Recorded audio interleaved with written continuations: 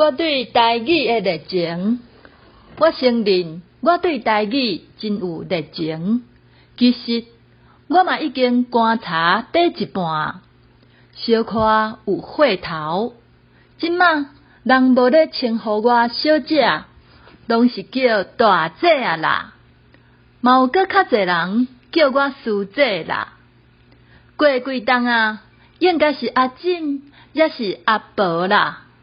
头毛加底了后，搁定定互人叫做先生。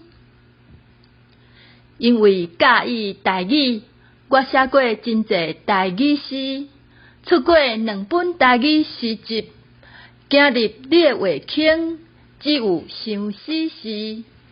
为着要推广台语，我才开始写歌，练吉他，练钢琴，而且我前几年搁挑战全国语文竞赛闽南语演讲教师组三摆，第一摆得到第9名，第2摆得到第2名，第3摆总算得到第1名。